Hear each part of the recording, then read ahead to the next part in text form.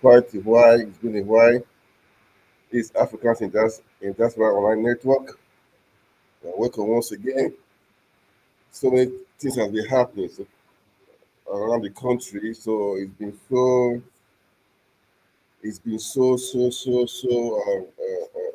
I don't know how how to put the words. So many things have been happening.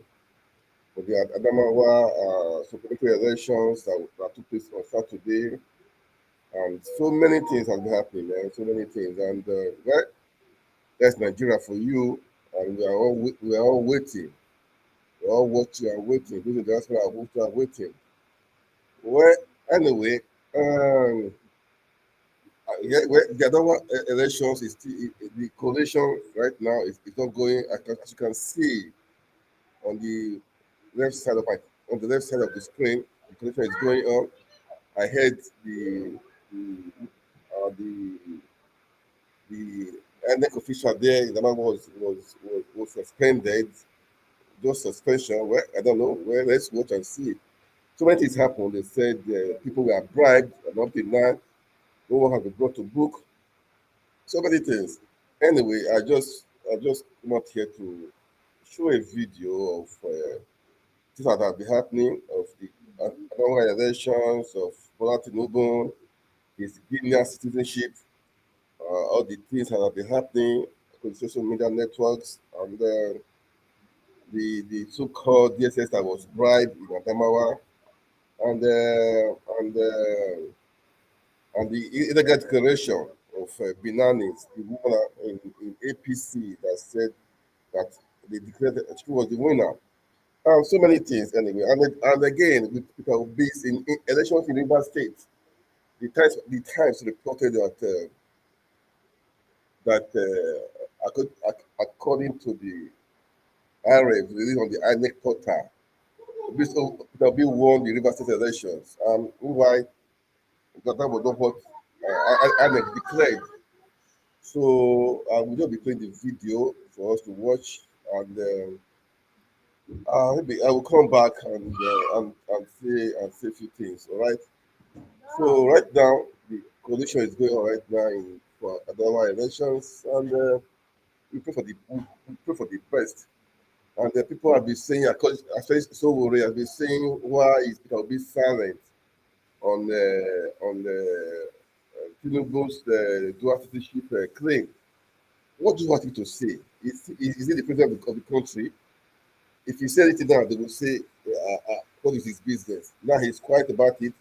People are thinking otherwise. Anyway, that is not even the issue. That is not even the point. That is not what is at stake now. So please, I will just play this video right now. It's Arise TV. And guys, kindly follow our page, share the video, like, make comments. It's good for us to make comments. And let's make our country better. That is the aim of everything. Our country, we are blessed, and know that some few people they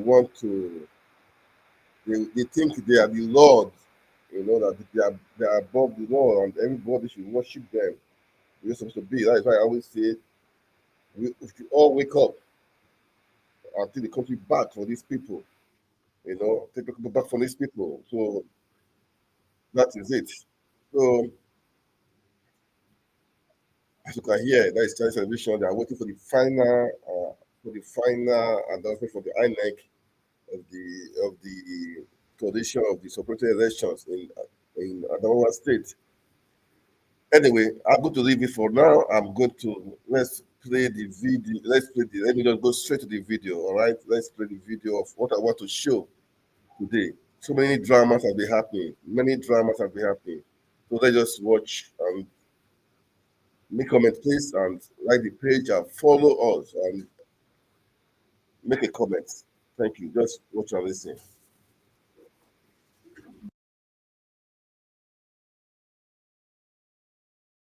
Binani Dahiru, candidate of the All Progressives Congress, as winner of the Adamawa State gubernatorial election before the collation of results in the state were concluded on Sunday. Social media was awash with reactions after a video showing Hudu Unisa Ari, the resident electoral commissioner made the declaration to the dismay of opposition agents. The APC support the highest vote.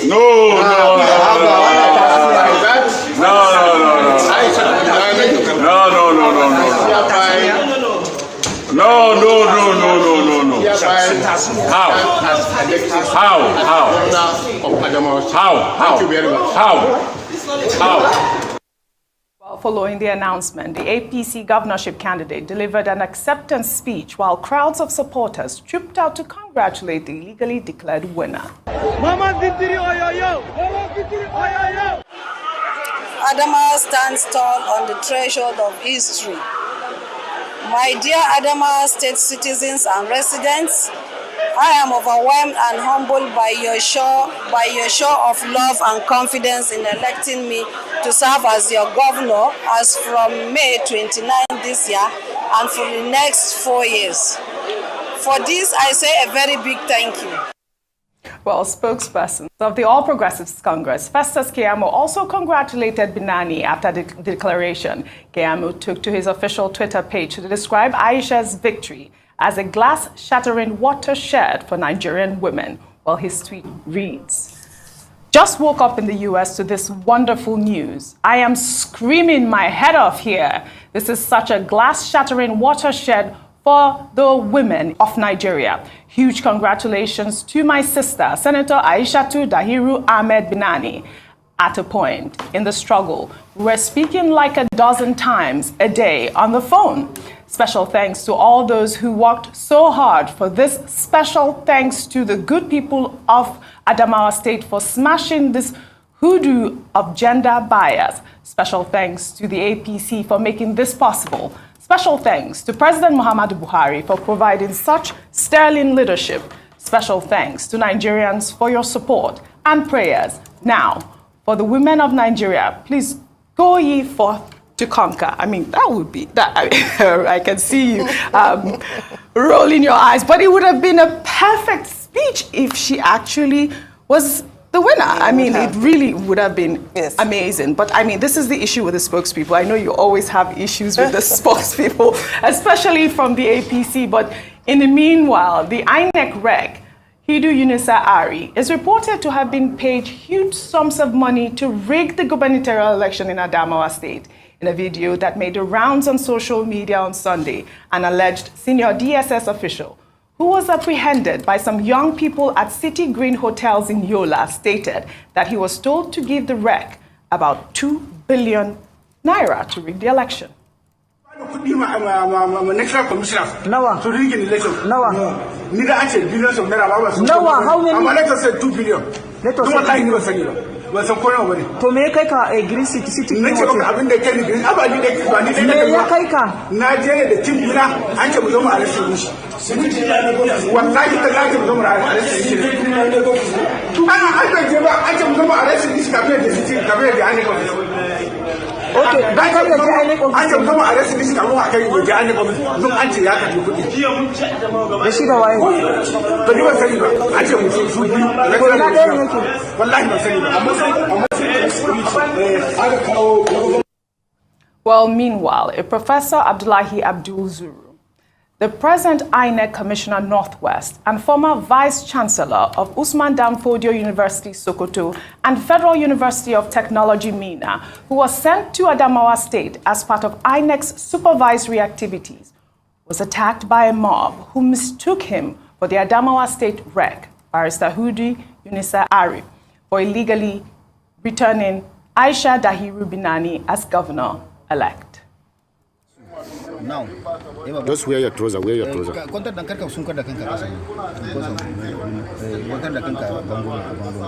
Now, over 60 years now. Now, Baba. Break na Adamawa shine good. But the returning officer, they have sent. The returning officer, they are cheap.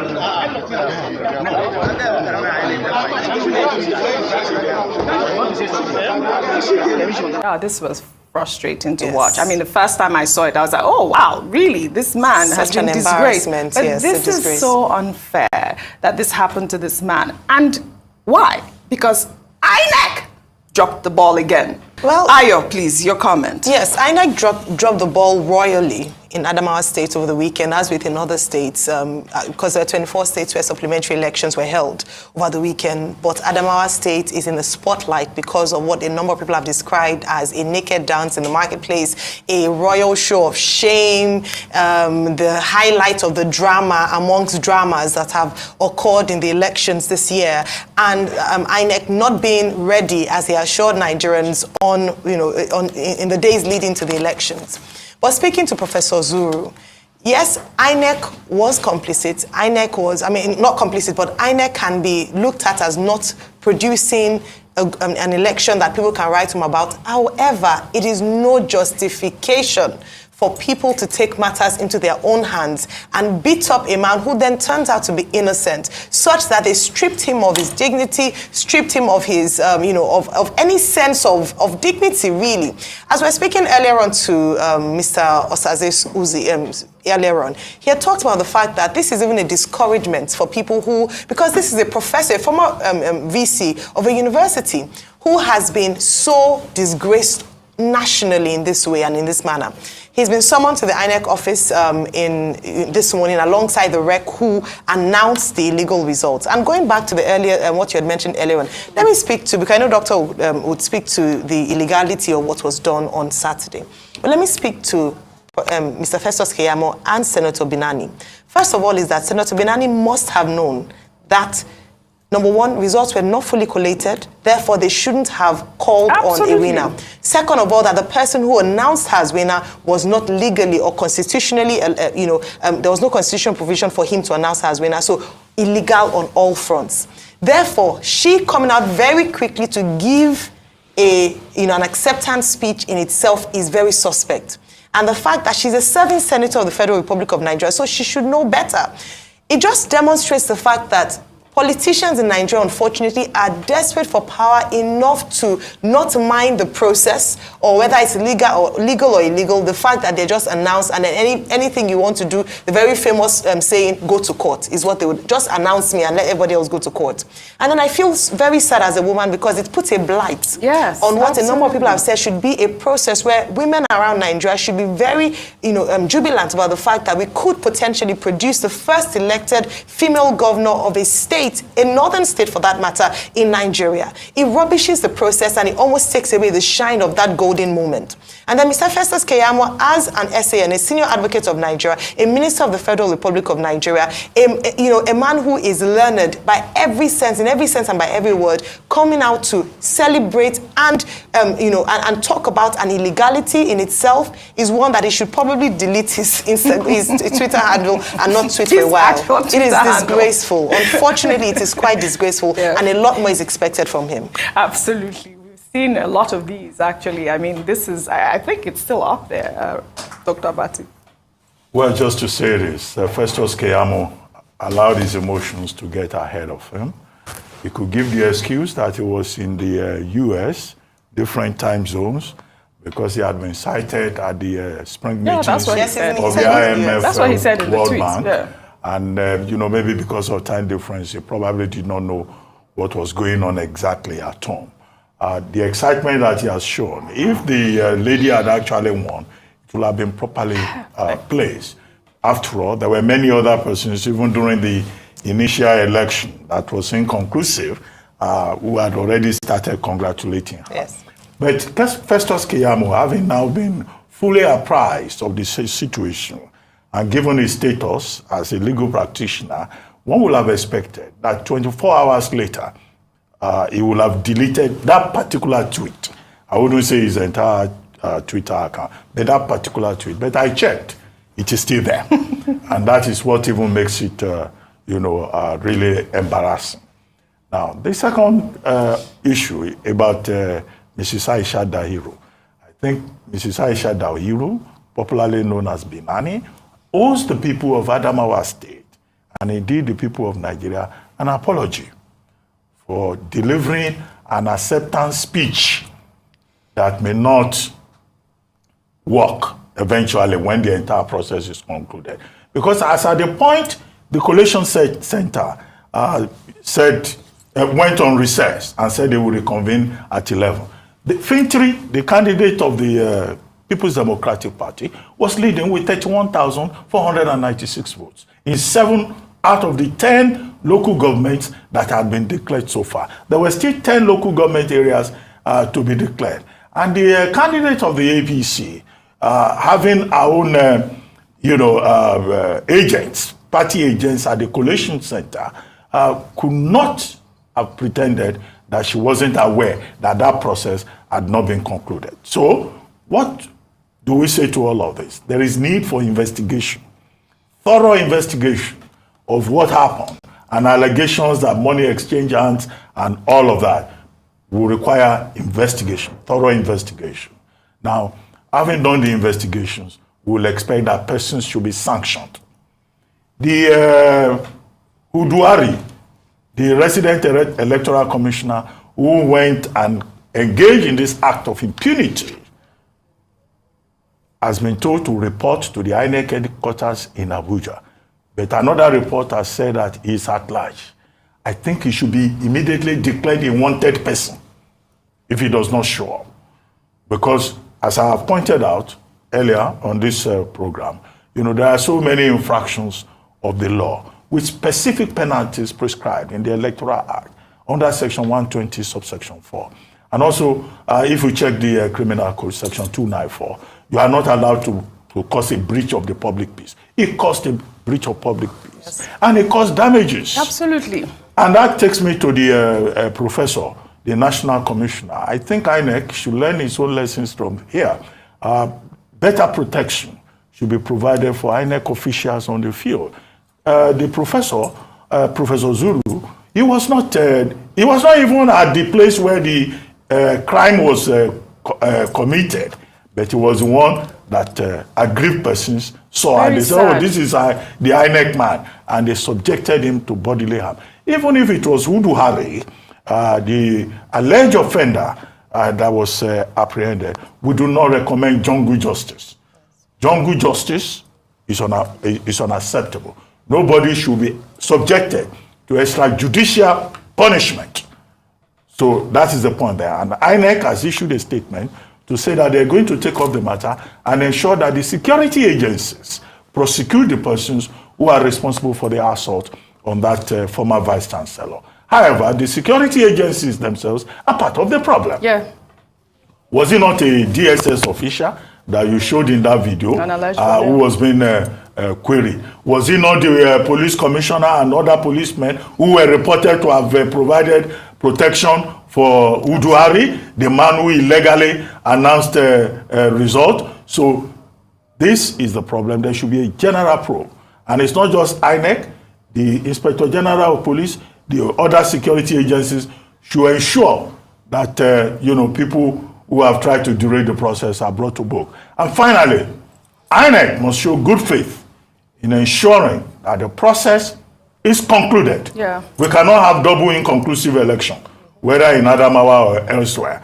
The due process should continue, and the properly, validly elected person should be duly announced. And all the stakeholders in Adamawa should be advised that the entire country is watching them, and we do not want the kind of impunity, the kind of criminality, the kind of desperation that we have seen in Adamawa. The only people that will gain from this will probably be the people in Nollywood who would find this very good stuff for future entertainment. I mean, I can't even describe it as entertainment. It is quite shocking, very embarrassing. I'm embarrassed as a Nigerian for this to be happening. I mean, there is clear indication. We have videos. We had that DSS, alleged DSS officer who said that, who claimed that he was paid 2 billion naira, and then we're still here. No one's been apprehended at this point. Well, in the same vein, reports indicating that the candidate of the Labour Party, Peter Obi, won the February 25th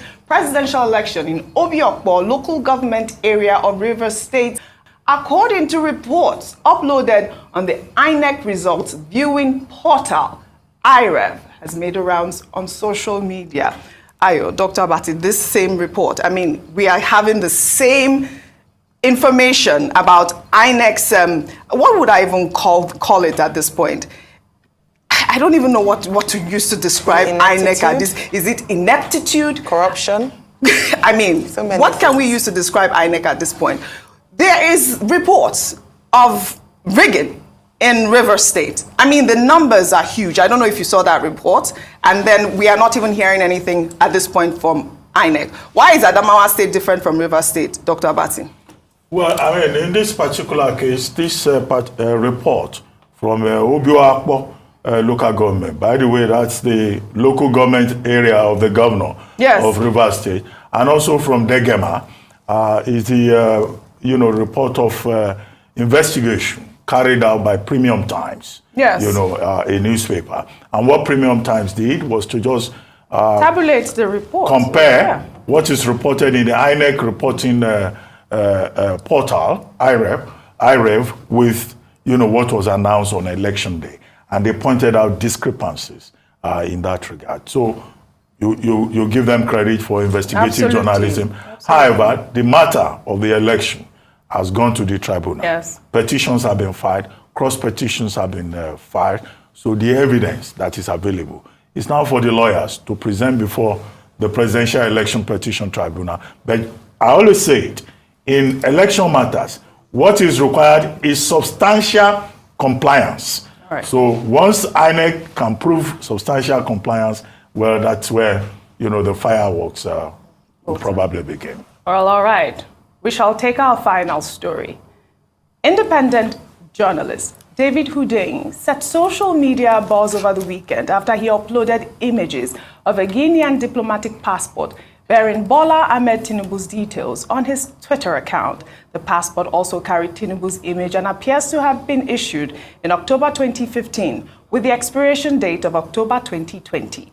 David reported that the passport was apparently issued to Tinubu while his ally, Alpha Conde, was Guinean president. Tinubu had publicly claimed credit for helping Conde secure re-election in October 2015. Tinubu, whose emergence as president-elect has been challenged by Atiku Abubakar, presidential candidate of the People's Democratic Party, and Peter Obi, candidate of the Labour Party, has had numerous allegations of corruption and illicit activities levied against him. The latest disclosure that the president-elect obtained Guinean citizenship, however, has met a strident silence from his spokespeople who have previously been quick to defend him, while users on social media have shared mixed reactions. Let's take some tweets. This is from Spotlight, who wrote, Tinubu met his friend and brother, President Conde, in May 2015. Tinubu in June 2015 visited Conakry, Guinea, to assist in the elections. October 6, 2015, a Guinean passport was issued to Tinubu. Nigerian law doesn't allow the president to naturalize in another country. Well, Pastor wrote, David Hundeyin claimed Tinubu is female. He claimed Tinubu is 87 years old. He claimed Tinubu is Amanda Ogunlere. He claimed Tinubu didn't attend university. He has now defeated his previous claim by saying Tinubu is from Guinea. This isn't journalism. This is borderline insanity. As you know, Dr. Abati and Ayo, David Hundeyin has been very, popular in, reporting, criminality or fraud against Tinubu. This is the latest one. Really quickly, if you can answer this question, Dr. Abati, because you are a lawyer, there is the conversation whether, if you are a dual citizen, you cannot be president of Nigeria. Thank you very much. Whoever has evidence, whoever is agreed, go to court. Absolutely, as always. Well, thank you both. Again, for your great analysis of what's trending. I'm happy to be back. Well, yeah, I'm glad to have you. So you have to go to court, as they always say. So good to be back again after a while. Then I'm going to play on that video again. It's still a part of what is trending. We play it now. Okay. Let me see. It's about Tinubu Guinean passport, also Fashola. It's all about elections. Okay. I'm going to play it. It's still from Arise TV. Is it from Arise TV? Then let's play it. Nigeria is our country, so we believe in our country. We know that we can definitely we'll make it work for sure. We'll make it work for sure. That is why we're all concerned. Those in diaspora, we should not give in or give up. Like just our country. And again, please, as you watch, kindly make comments, share, okay, and and like also, okay. Let's play this video now, and I will come back to round up. And 54 seconds. That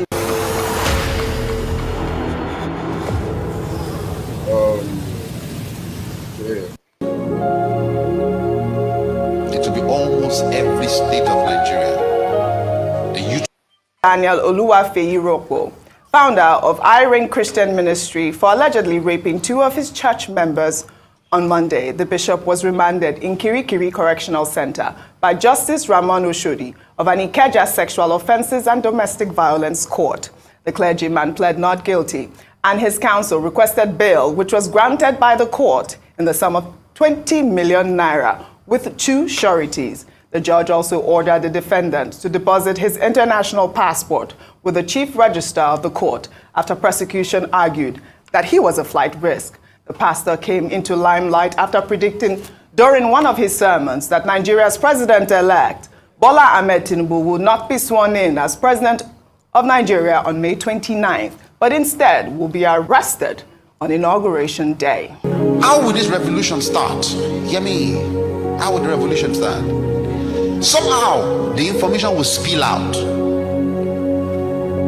that the election was rigged. Then the youth will get to the street. It won't just be Lagos. It will be almost every state of Nigeria. The youth will get to the street and they will start the protest. These protests will lead to a revolution. Peter Obi will go to court. He'll go to court. And the day for swearing him, Tinubu, will come. I saw white, I saw green. About to be sworn in that day. And everybody that I said is the next president will be rejoicing. They will say, yes, I told you. And while at that event, it looks like a very open ground, like a stadium-like center. I'm telling you what will happen. So, while at that event, military men will come in and they will arrest Tinubu. And at that point, an interim government will rule Nigeria. Well, this whole issue has caused a lot of debate on social media, whether or not it was because he talked about Tinubu or he actually raped those women, which is the main conversation for me right now. But you know, on Monday, the pastor posted a video where he stated that during a church service that the allegations against him were untrue and were politically motivated. I know for sure that all the attacks against me are politically motivated, and the goal is to discredit my voice as a prophet because I took a stand. Well, let's take some reactions. This is from Omolere, who wrote, Bola Tinubu has not been sworn in. He is already going after pastors. Touch not my anointed. You may keep quiet today because he is not your pastor or because you support APC. It will soon be your turn. First, it was Prophet Tomi Arayomi. Now, Bishop Faye Daniels. Well, Pastor Sam wrote, your prophecy must not contradict the law of the land, for we know in part and we prophesy in part. Wisdom is profitable to direct. Even when God told you something and you knew it was going to contravene the law of the country, you need to apply wisdom. I mean, I think that Prophet Sam's tweet right there is quite apt. I mean, I cannot say what pastors should say or what pastors should not say at this point. I'm not a lawyer. But the main issue really at this junction is whether or not he raped those women. We have seen this type of stories. Ayo, I want to start with you because we've seen these prophets, you know, that have been convicted of rape, yes, raping their, you know, members and all of that. And even When my mother died, I believe I got some messages regarding this particular pastor. And, you know, the message was about 2 women complaining that he had, raped them. I mean, I couldn't verify the story and I was going through my whole mess. So, I mean, and I also heard that he had been arrested once because of the rape charges as well. I don't know what your thoughts are. Yes, I mean, rape is a very serious issue in Nigeria. For over the years, they've tried to get a strong conviction for it, and currently, minimum, depending on where you're looking, criminal code, under the penal code, minimum sentence, if found guilty, is 12 years, and maximum is life imprisonment in Nigeria. So it is a crime, as recognized in Nigerian law. However, the burden of proof is that when you charge someone to court an allegation of rape, it must be proven, or it should be proven. And usually the challenge in a conviction is trying to get the proof. It's one of those crimes that the proof is quite difficult to obtain because of what's involved in it. However, in terms of Bishop Faye Daniel, as with you, initially when this his prophecy became quite popular, especially before the elections, I'd done a quick search on him because just to find the authenticity, the background of the bishop. And one of the things that came up on the first page were these allegations by these 2 church members. He's not the first person as a cleric who would be accused of such. Therefore, I wouldn't say it's a surprise. However, what some people have said in terms of likening it to persecution because of what he has said is what then becomes a topic of conversation. That is this a targeted, yes, as we've often said, you have a crime, it's targeted because he said something that does not sit well with powers that be. Again, you cannot take it away from what recently happened with... And this is what the court will look at on the basis of evidence available. Now, the domestic violence court creates a lot of problems. But until we get to the point where we review the laws on rape, who is raped, how is rape consummated, and all of that, that's where the bigger question is. But if a pastor raped somebody, he should be made to have his day in court. All right. Leave shamanism out of it. We'll see what happens. We'll take another story. Well, in the same vein, the Minister of Works and Housing, Babatunde Raji Fashola, has been trending on social media after stating during a live television interview over the weekend that the allegations against Nigeria's president-elect, Bola Tinubu, are unproven. The minister, when asked why there were so many controversies surrounding the president-elect, especially as it relates to his educational background, exact age, family ties, his source of wealth, and the forfeiture of $460,000 to the U.S. government over alleged involvement in illicit drug trafficking, said the controversies might be an indication of a positive turnaround for the country, adding that there is no sainthood in governance and that the focus should be on performance and efficacy. When asked about the recent claims that Tinubu allegedly obtained citizenship of Guinea, an action that violates Section 137 of the 1999 Constitution, which states that a person shall not be qualified for election to the office of president if he has voluntarily acquired the citizenship of a country other than Nigeria, the minister denied any knowledge of Tinubu's dual citizenship and said that the part of the Constitution that he recognizes is that Nigerians are allowed to have dual citizenship. Well, let's take some reactions. This is from Erio Lua. One clever tactic used by smart lawyers is to avoid the questions and use an example. Take an oath and you sign that you swear that everything in that document, this is the truth, and you fail to indicate that you have another citizenship in that form, then you would have lied under oath. If that is true, then the law, please let me be very clear. If that is true, because I don't know what the truth is at the moment. If that is true, then that will be something that has to be looked at by a court of law that will judge it very properly. And let me just quickly chip in. With regards the prophet, the bishop, I will always side on I will only err on the 3 of the same constitution dealing with citizenship. It makes it very clear that, look, if either of your parents were born in Nigeria or you were born in Nigeria, then you are a Nigerian citizen. So I don't think that in the eyes of a reasonable person, anybody will say, oh, Asiwaju Bola Tinubu is not a Nigerian within the purview of the law. and there is no evidence that he has renounced his citizenship. So there's no evidence of renunciation. However, the key issue here is that perjury. What did he put in his form EC89? I've seen some documents online, but are those documents valid? Right. The people who are making the allegations, can they prove it in court?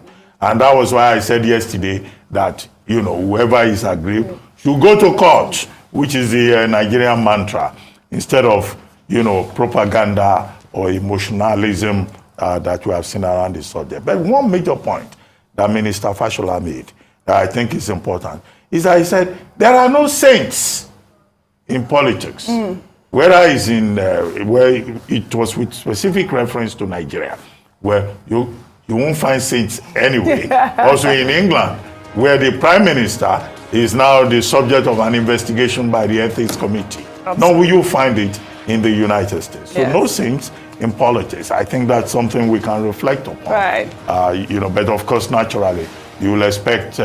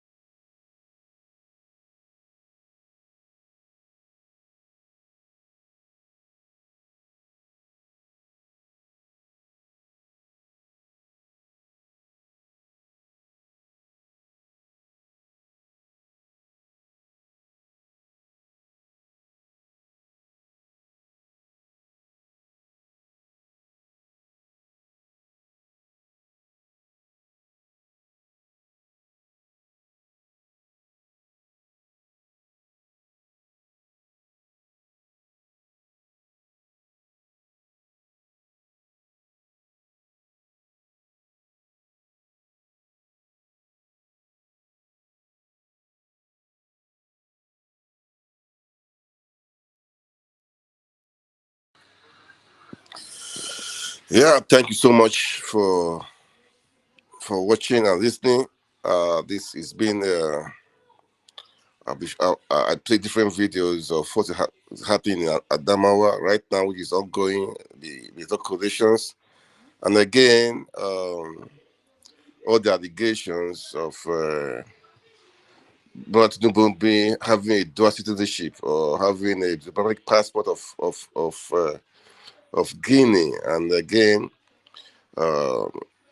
you know, so many things has been happening. So I hope you guys have been updated a little bit.